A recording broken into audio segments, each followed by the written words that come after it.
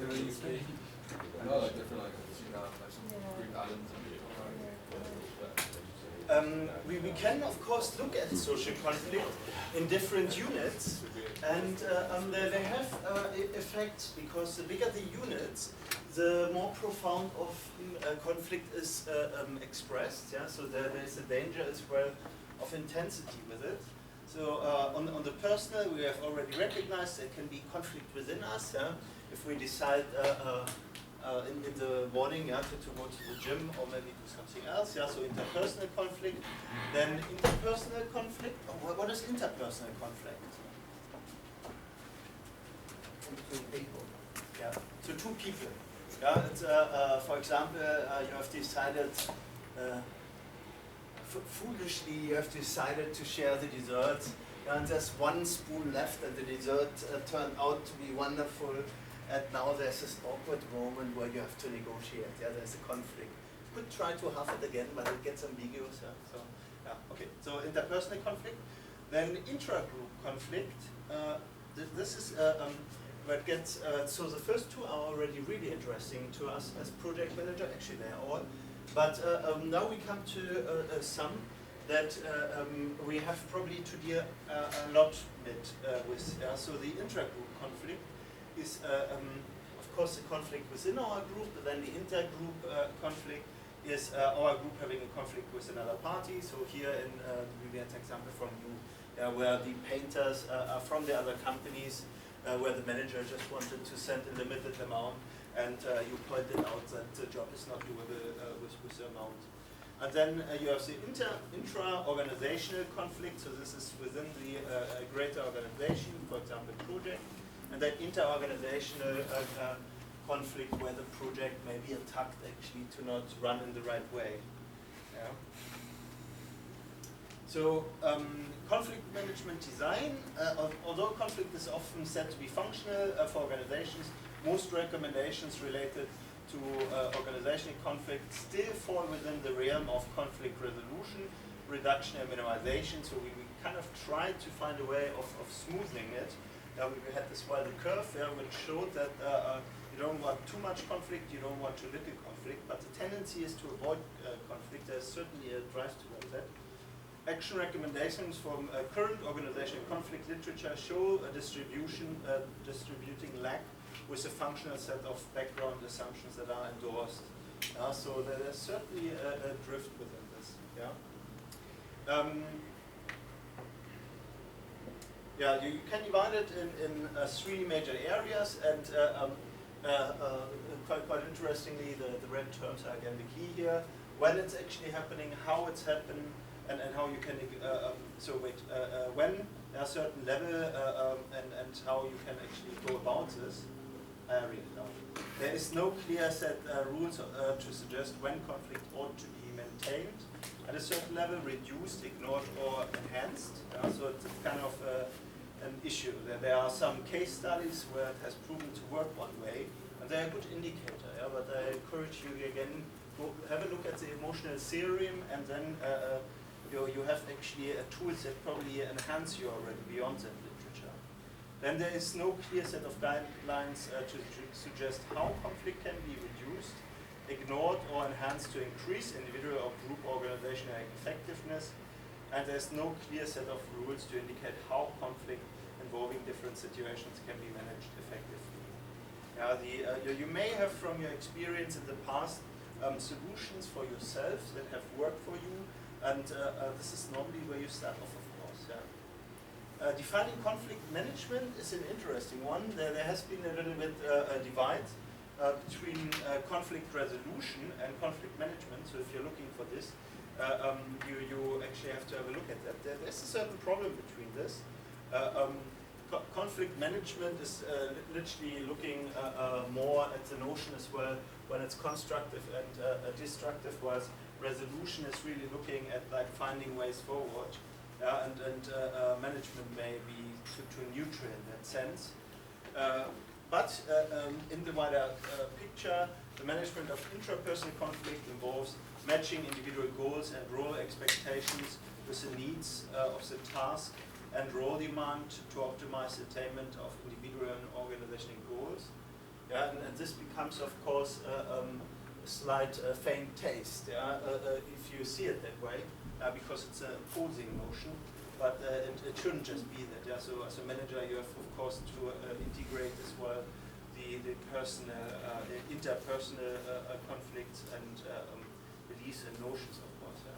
And then the management of the interpersonal conflict involves enabling the organizational members to learn the 5 styles of handling conflict. And and applying them as well reasonably, but we will come to those in a second. Same for intra and intra-group conflict, and then management of intergroup conflict. So this distinction in my mind, I think we can jump that a little bit. I think I want to spend a little bit more power. So let's jump forward. Those are the styles. Social conflicts, styles of handling interpersonal conflict. So this is kind of a psychosocial theorem that gives you kind of a guide.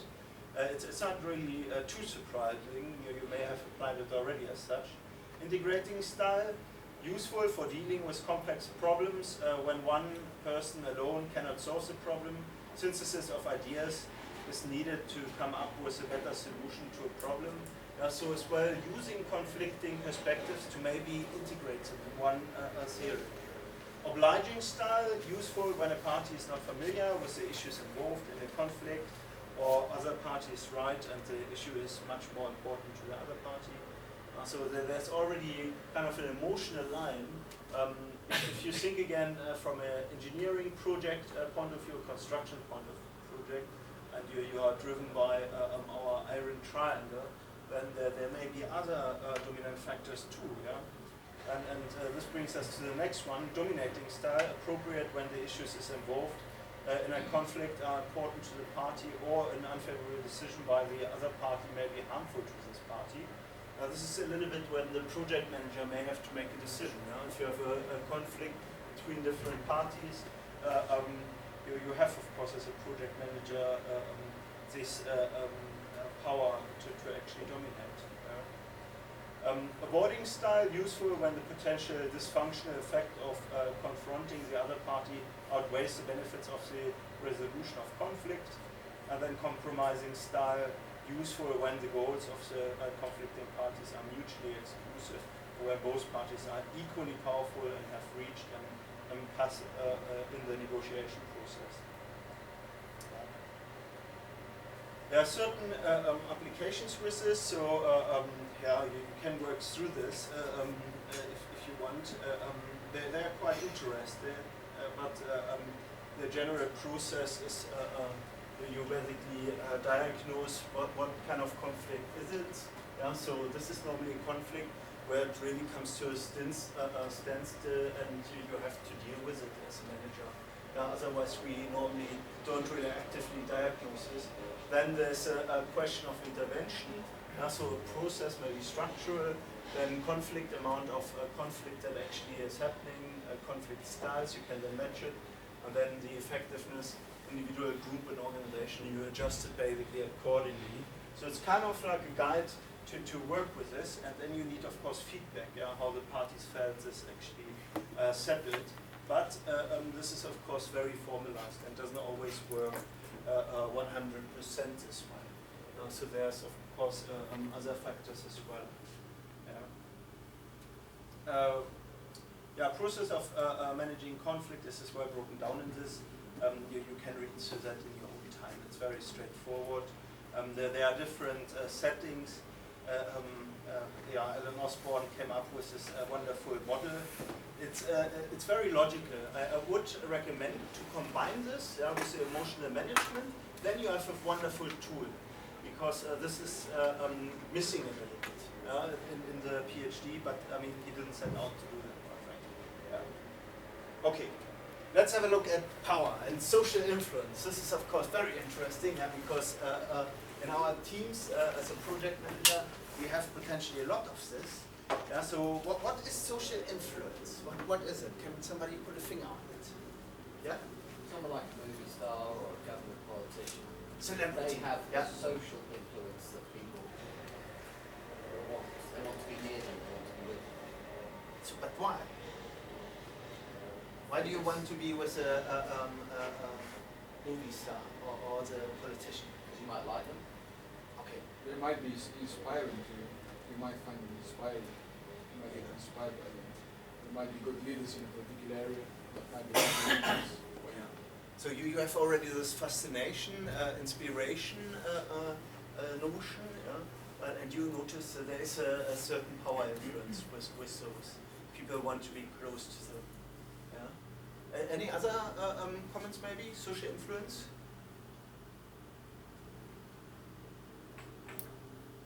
I have an example of that on, I did a project and the client was Alan Shearer, the footballer. He'd given ready for his testimonial match this cable that I was doing, so all the guys on site, every time he was on site, like he was a celebrity and everyone had their hard hat signed with him, but because he was the influence behind it, everybody got the project done on time and to a really high standard. Okay, so people were motivated, yeah? They didn't want to look bad in front of their hero. Yeah? Okay, Alan Shearer. Yeah. It's quite sad, well, maybe it's not sad, but when I graduated here with my second master, the MSc, yeah, I did as well an MSc in project management. Alan Shearer graduated with me in the same ceremony, he got an honorable doctor. So it was quite fascinating, yeah. But it was the same, yeah. I thought like, yeah, finally we can celebrate together. No, it wasn't. That was Alan Shearer. So the show was stolen, yeah. So social influence for you. Slightly cynical notion, but yeah, but a very, very good example. Yeah. So there is even drive. Yeah, people put more effort in, yeah, because they want to be close. Yeah.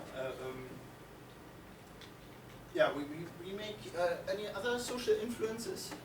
Religious. Yeah. In what way? Things like rabbis, others, the local priests might have a social influence within the community. Yeah.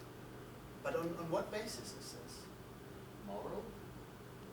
Yeah, moral grounds, yeah, but of course it's an institutionalized role. Yeah. So it's kind of their expertise, their competence, if you want. Yeah. I hope that makes sense. Yeah, so expertise and competence can be as well a social influencing factor, yeah, of power potentially. Yeah, but quite interesting. I'd hope that somebody would say the project manager, yeah? Influencer in delivering projects in time to budget, But would that be to social? client. Would that be a social influence? Yeah, what else would it be? Would that be not just almost like this business influence? So I wouldn't. I Is don't know if business that not passes. people too? Okay, here, okay, okay, we come back to that. We have to make sense of that. So you would say you slightly disagree with that. Yeah. Okay. Yeah, but I would claim it's a project manager too. So let's have a look. The official definition is actually quite boring. Yeah? So it's an attempt to affect or change other people. This is it according to Levy. And Levy actually, I think, took that from somebody else. I haven't referenced it properly. Yeah, okay, but in Levy's book you will find this. So then on the other side, what is power? Control. Power is control. I like this. This is now the project manager speaking. You can see that we have planned it, we have control. Let's see if they can do it. Yeah? So this is actually agenda setting power. Yeah? So it's very powerful. To me, yeah. So what is dominance in what setting? Well, if you've got the ultimate power over whatever you're doing, you've got the final say. This is how it's done. Do it. Okay. Yeah, but I wanted to come. So where did you see the dominance? Did you see it now in terms of family, being the father speaking to the children, or was that more in a setting in the company? Working for certain people, where they were the final say, no matter what. Okay, so powerful clients. Very. They're very aware of their power and that they are the ones that pay and they make the absolute Very decision. much so. Other notions of power? Having the ability to influence or change things. Okay. Change things. What do you mean by this? By influencing people to the right direction. Sometimes if we change the Okay, behavior. so you yeah, can change their basically behaviors, set the direction. Okay. Other observations? Power? I have again just a boring definition from Levi, but nonetheless, the capacity or ability to change the beliefs, attitudes, or behaviors of others. So this is quite powerful, and we have a few institutions there, or people that we contribute that power probably to. Yeah, here again the divide, where we jump again into the refinement where power actually is, yeah, and the social influence. So power is often perceived as an individual level, yeah, single person characteristics, interpersonal dynamic, i.e. an individual influencing another individual, yeah? So as you pointed out. Yeah, but here we are of course jumping now from power to social influence. Yeah? So okay, power is kind of the premises how we actually influence individuals. Yeah? So here a project team leader, an individual person, foreseeably concerning a team member, another individual, to undertake an undesirable project-related task. Yeah. So when I think back of my construction site experience, it may be to pile up the wood in a nice way that can dry out in a reasonable speed and doesn't randomly be wet and not wet and dry. So this may be a task that is normally not that popular on a construction site. Yeah. I hope that makes sense. Do you have another example in mind? Do we have to do that as a project manager? Or does that never happen? Some people know. Yeah, so it happens quite often, but it depends how you structure your project. Yeah, so if we have actually product packages where a company is responsible, then it may fall out of your role. Yeah, but nonetheless, you may have to remind them. Yeah, so it's a following up. Okay, group level power is a little bit a different game. It's there are actually hidden notions between the individual level and the group level, but it's incredibly interesting how a group changes dynamics on taking up responsibility and making decisions and feeling themselves accountable as well to do it. So power can also be considered a group level characteristic, intergroup dynamic, i.e. a group influencing another group by collective power. Yeah? So you had here already dominating, that is probably the most famous one, I suppose, yeah, setting the agenda for somebody else, something like that. Yeah. For example, whilst tendering for an award of a project, a large group, primary contractor rehearses a small group, secondary contractor to submit a collaborative dual bid. In other words, in company terms, we could say that a bigger company sees this as opportunity, but realizes currently they don't have the capacity, so they take on a smaller company to collaborate and go on a joint venture, something like that. So along those lines comes, of course, the group conformity, and that is an interesting one, because here I have a wonderful example, and I hope it works. It may be extremely loud. Wait a minute, how can we test how loud we are at the moment? Oh, that was a lot.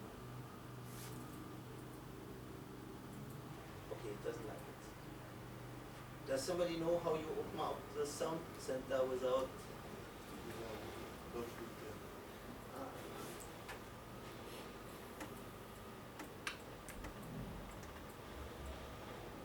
Is it not supposed to make a pling or something? Find out soon. Okay, I put it low and try the link. Let's see if it works.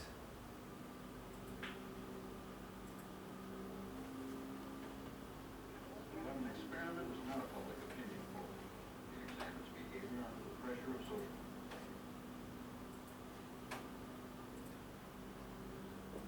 Oh, I have it here. Right.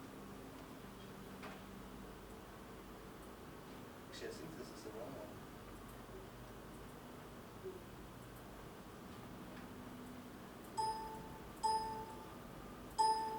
that too loud? Okay. And we looked like up-to-date material. It was kind of filmed yesterday or so. Experiment is not a public opinion poll. It examines behavior under the pressure of social forces, as the experiment of Solomon Asch revealed. The experiment you'll be taking part in today involves the perception of lengths of lines. As you can see here, I have a number of cards, and on each card there are several lines. Your task is a very simple one. You're to look at the line on the left and determine which of the 3 lines on the right is equal to it in length. All right, we'll proceed in this order. You'll give your answer. Only one of the people in the group is a real subject, the 5th person with the white t-shirt. The others are confederates of the experimenter and have been told to give wrong answers on some of the trials. So The experiment begins uneventfully as subjects give their judgments. 2, 2, 2, 2, 2, 3. Sorry. 3. 3. But on the 3rd trial, something happens. 2. 2. 2. 2. The subject denies the evidence of his own eyes and yields to group influence. Asch found subjects went along with the group on 37% of the critical trials. But he found through interviews that they went along with the group for different reasons. 1. 1. They must be right. There are 4 of them and 1 of me. 1. This subject's yielding is based on a distortion of his judgment. He genuinely believes that the group is correct. 1. 1. 1. 2. 1. 2. 2. 2. I know they're wrong, but why should I make waves? 2. In this case, the subject knows he is right, but goes along to avoid the discomfort of disagreement with the group. Here, the distortion is at the level of his response. 2. 2. 2.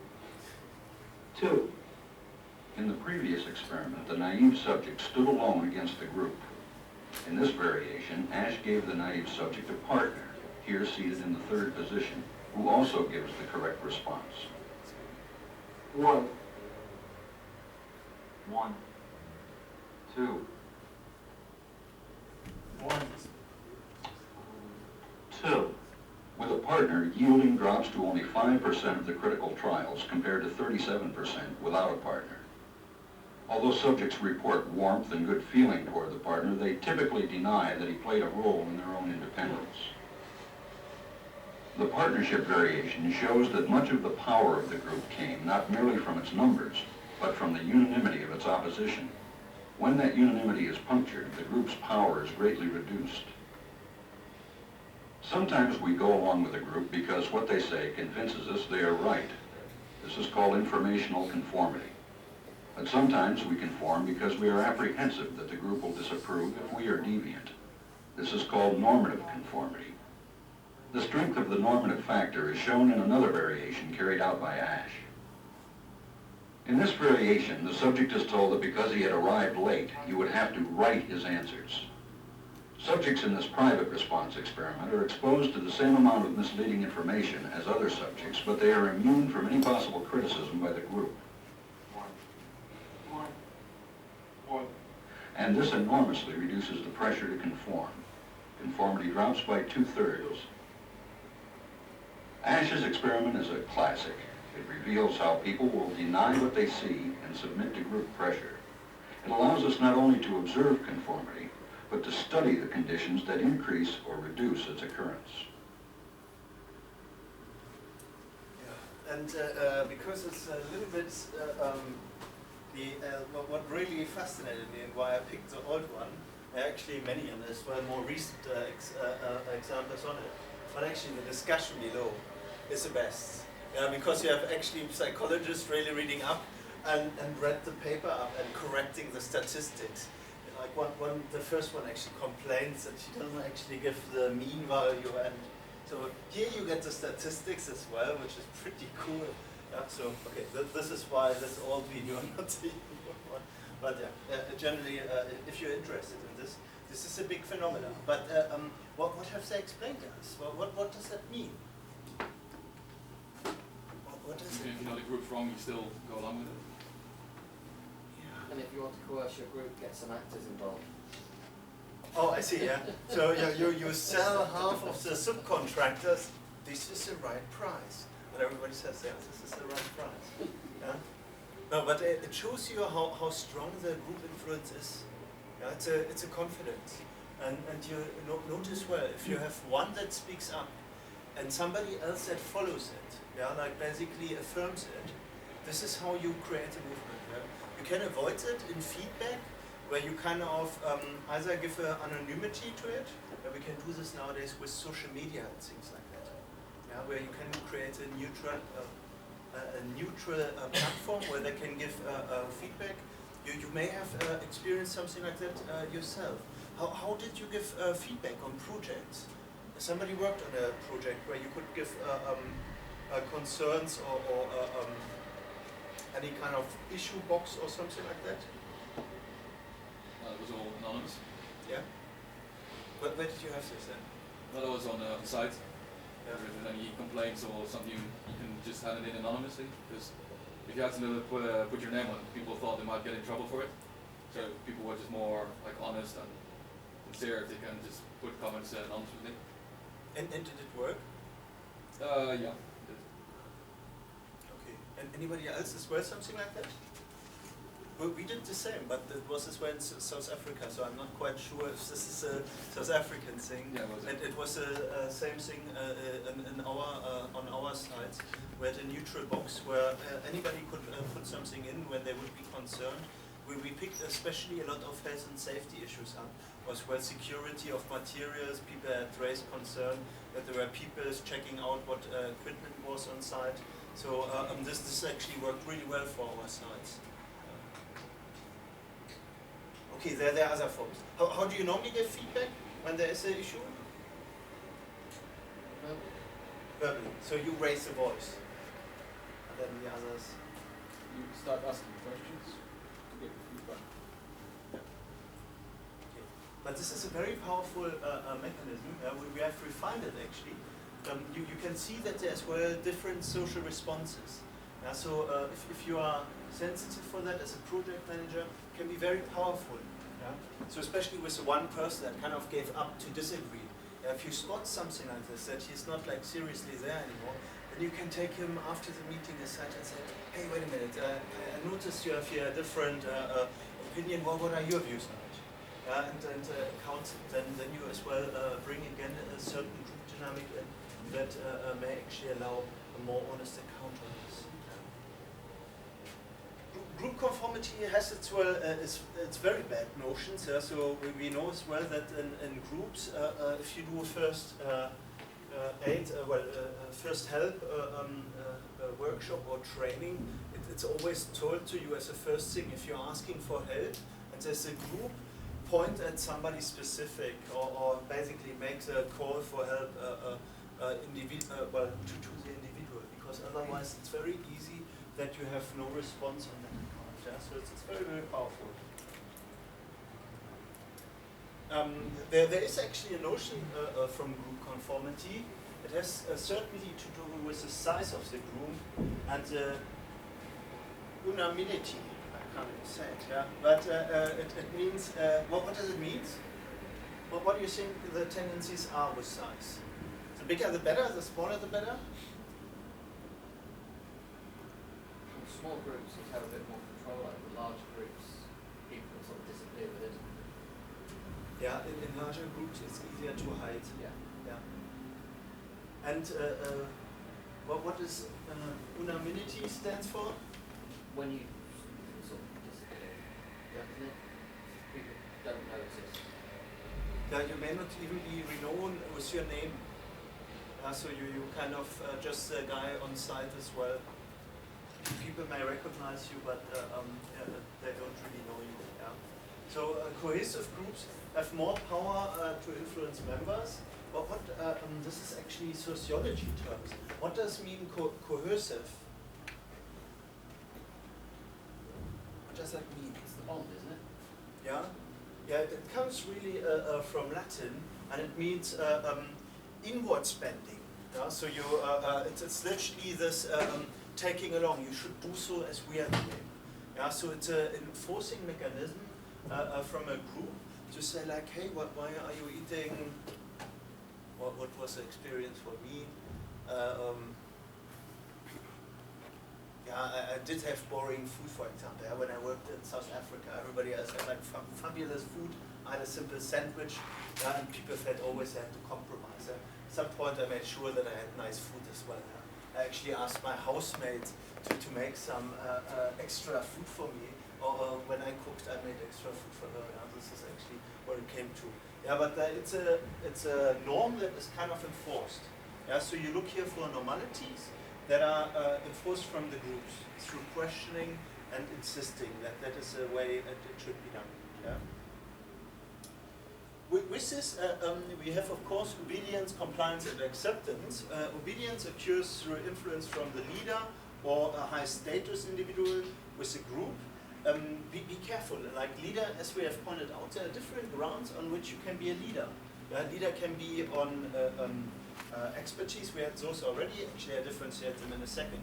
But a leader is not always a project leader. It can be as well the subject or subject leader, technical expert, maybe morale leader, and so forth. Yeah? So normally associated with high status of the individual within the group. Then you have the compliance. Yeah? It's a change in behaviors due to pressure or influence, but it's not a change in beliefs or attitude. So this is what we could see in the video with the second guy that was kind of first saying what he saw, and I was like, okay, I will repeat like everybody else says. Yeah? So there's this shift. And then you have the acceptance is a change in both behaviors and attitudes due to social pressure. Yeah, and that is of course quite interesting one because that actually changes perspective of the world, yeah? or potentially your view. We have actually some anthropological studies where scientists have lived with certain communities, and after a while they started actually, well, not after a while, but they became so involved that the beliefs and cultural traits were their belief structure too. And when they came back to their family, there were actually huge conflicts because there were several differences that were unsettling. Yeah? So with this comes, of course, influence, behavior, and attitude. Yeah? When individuals are repeatedly influenced to change their roles and behaviors, they often internally justify the new way of behaving. This became, I have another documentation, and this is a really interesting one too, but due to time pressure, we can watch it as a final gourmet piece after the seminars if you want. It's Zimbardo's prisons experiments. You may have heard that. It was a very simple setting. He had 20 students. He asked them to identify with the role of a prisoner and a prison guard. And he didn't say much, he didn't give much rules, and basically illustrated on the experimental setting. I mean, they had the room with bars, but it was students. Yeah? They were just randomly assigned. But they showed explicit behavior, and it led even to abuse of power. So the guards actually started basically pesting the prisoners and making them do pretty impressive stuff that under a moral stand you would probably not consider justified. So we can have a look at that in the seminars.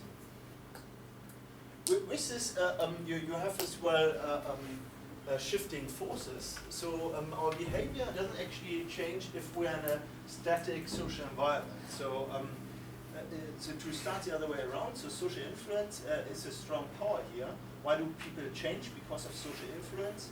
So here we have again Deutsch and Gerald, 1955. They kind of came up with a normative influence, yeah, that change based on the desire to meet the expectations of others and be accepted by others. Yeah, so it's an attempt of trying to fit in. Very powerful. Yeah? In a team, you may don't feel that you are one of them initially. Yeah? So we are back at this. How do you actually build a team? And with this comes, of course, this notion of trying to belong. No? Then you have the informational influence is changed based on accepting information about the situation from others. So it may be environmental, outside influences, or maybe as well social influences. With this came really the obedience example to this. This is again something that we could follow up maybe in the seminars, but this is actually a little bit longer, so this is probably a good homework. It's Milgram's obedience to authority experiment showed that people are obedient to authority figures even when requested behaviors are inappropriate. This was really a study that kind of came back from historic outrageous behavior, where people ask, why did people that were clearly seeing that other people suffered still like doing harm to them and giving them more pain and agony? And he did this actually in a very unethical, I should say, both experiments, all three that we saw here, you wouldn't get ethical approval nowadays for anymore. Yeah? So this is very important to notice. The only guys that still do those experiments are Americans. I haven't seen it in Europe really, and probably in other countries too, but America is the only one that still publishes the videos. Yeah? So we certainly have no British videos from nowadays. You would have to do it at home, and it wouldn't be ethically approved, so don't do it. Yeah? That's the reason behind it. But here it was literally a random person from the street was tested if he could answer simple questions, and if they did it wrong, they were given an electric shock. And every time they got it wrong, they increased the voltage. It came to you could go to 460 voltage. This is literally killing you. Yeah. Is that the one where they basically kept on correcting it? It was like, yeah. You know, it will kill him if it goes past it, and they still did it. Yeah, so this is very important. Yeah? The authority was it was an actor sitting behind the participant. The participant came in from the street, and by every answer wrong, they basically increased the voltage and like gave them a short electric shock. The percentage is really heartbreaking. From 10, only 1 would stop the experiment when they realized that the other person was in pain. 9 other people would keep going with the experiment. So this is pretty grim. So obedience under authority is a very powerful concept. This is all I'm saying. If you're interested in this, the 3 parts are there, so you can see how they get electrocuted. And no, it's fake. Yeah, it's an actor crying and pretending that they get hurt. At least that is what they say in the video. Yeah. It sounds pretty good, yeah, but all I'm saying, there's a strong correlation there. It's a very powerful thing. Yeah, team members use as well a variety of different types of power, influence upon others. So the study of basis of power is connected with sources of power, whereas the study of influence tactics examines how various power tactics are used. Yeah, so this is a more recent divide, if you want. So you can see we are now kind of in the the 59s were 59 was really where the basic idea came along, but Schwarzwald and Kozlowski really divided this in 1998 in a more refined approach, what we look at nowadays. So here you have then a person or a soft power derived from an individual's characteristics or personality. It includes expert, referent, information power, yeah, so convincing power as well. And then positional or harsh power based on an individual's formal position within an organization. Or you as a project manager, potentially the decision maker, yeah, on the information provided, of course. But oh, this is terrible on my screen. Oh, it's terrible as well on this one. Okay, I read it out. So types of power, the first one is personal soft power. Here you have the expert power based on one's credibility or perceived expertise in the area. Then the referent power based on power based on another's liking and admiration. Then information power based on the knowledge or information one has about the topic. Yeah, it's normally a refined account that is a convincing argument here. Then positional and harsh power. Legitimate power based on recognition and acceptance of a person's authority. And then we have the reward, the ability to reward or reinforce a desired behavior. And And then the coercive one that we had, yeah, the ability to threaten or punish undesirable behavior, and this may not be in its explicit form as it said, but it may be reinforced through communication, like, oh, this is not the way we are doing it, try it this way. So small social interactions like that have as well this form. Okay, I would like to leave it with that. Then in the seminar where we discuss a little bit applications from power and how it actually is inherent in our life, how we may be aware or not aware. And then we can have a look at one more experiment where we make a vote. If you want to see the prisoner's dilemma, it's not a dilemma actually, it's a prisoner scenario, or rather how people kind of react to authority. Okay, and any questions at that point? Okay, everybody signed in as well? Okay, this is it.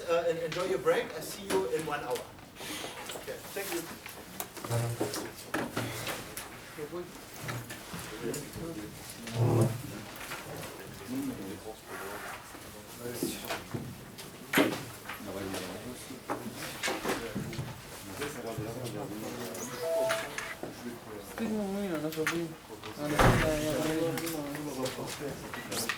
Stick